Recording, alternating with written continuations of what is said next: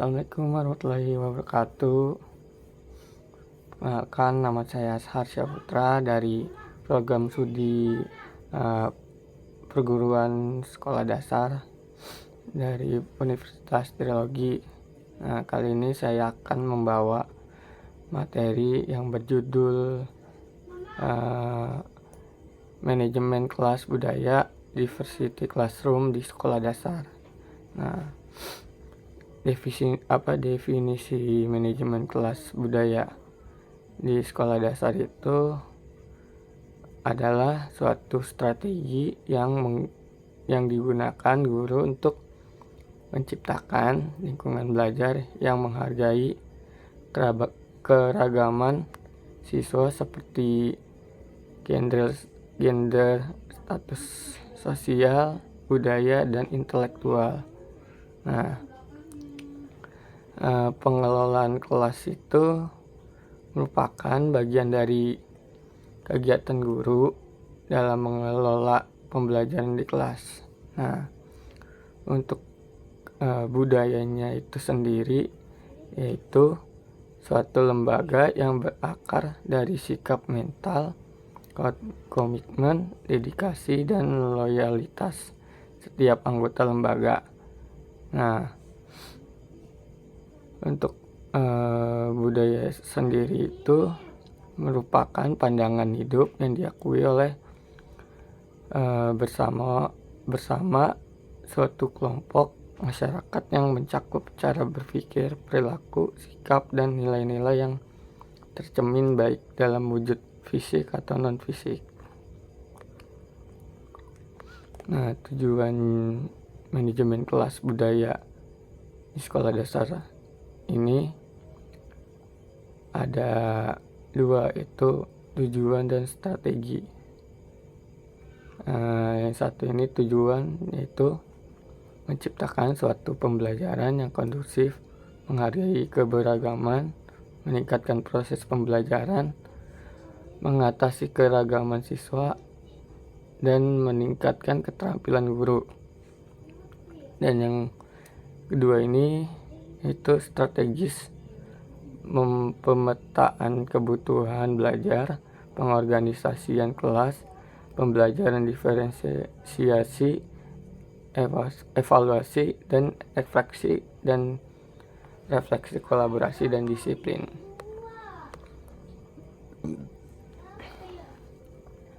Dan untuk tantangan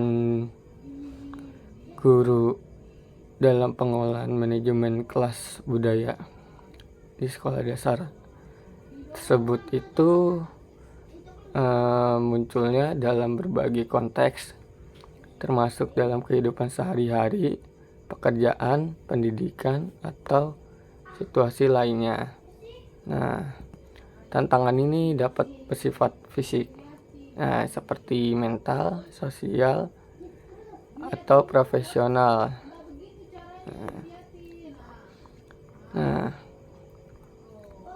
Permasalahan yang dihadapi guru ketika pengolahan manajemen kelas budaya di sekolah dasar itu sendiri yaitu ketergantungan peserta didik yang berlebihan terhadap guru, ketakutan peserta didik terhadap materi pembelajaran.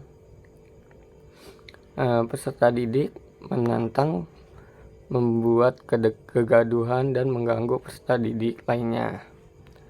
Peserta didik membajak pelajaran, konflik kepribadian, peserta didik bosan, tidak perhatian, dan tidak termotivasi.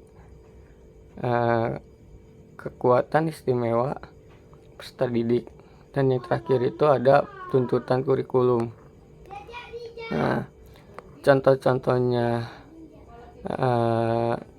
di masalah nyata yang berkaitan dengan tuntutan kurikulum tersebut yaitu adanya beban kurikulum yang berlebihan, terus keterbatasan waktu untuk menyampaikan materi,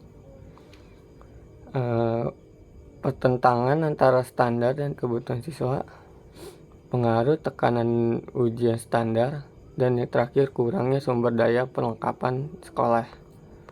Nah, untuk cara merancang pengolahan kelas dalam keanekaragaman budaya yang memaksimalkan potensi peserta didik tersebut bisa dapat lakukan dengan menggunakan langkah-langkah sebagai berikut, yaitu pemetaan kebutuhan belajar, pengorganisasian kelas, pembelajaran diferensiasi, evaluasi, dan refleksi. Yang terakhir itu ada kerjasama dan disiplin. Nah, mengembangkan konsep manajemen kelas sekolah dasar untuk menumbuhkan jiwa teknopreneur pada perilaku peserta didik itu yaitu terutama pada orang yang tidak mengalami lingkungan yang kondusif bagi tumbuhnya kewirausahaan. Nah, perguruan tinggi seringkali menghasilkan mahasiswa berbakat namun kurangnya berjiwa wirausaha, sehingga siswa menjadi pekerja yang siap kerja dibandingkan pencipta lapangan kerja. Nah, dalam proses penanaman jiwa wirausaha melalui pendidikan itu terdapat kecenderungan untuk melahirkan jiwa kewirausahaan melalui pendidikan yang terdapat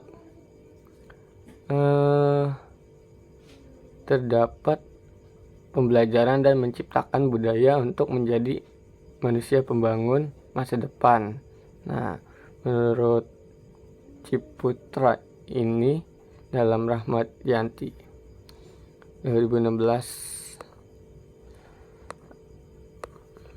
Nah, kalau menurut Sandiaga Uno ini dalam Wardana, yaitu kewirausahaan bukanlah tentang menjadikan orang kaya, tetapi membuat orang menjadi lebih baik. Nah, berbisnis itu berarti bekerja sama dengan orang lain. Oleh karena itu, seorang pengusaha juga membicarakan keuntungan kepada orang lain. Nah, pendidikan kewirausahaan ini diharapkan dapat membantu anak-anak di masa depan dan memberikan kesempatan kerja kepada orang lain.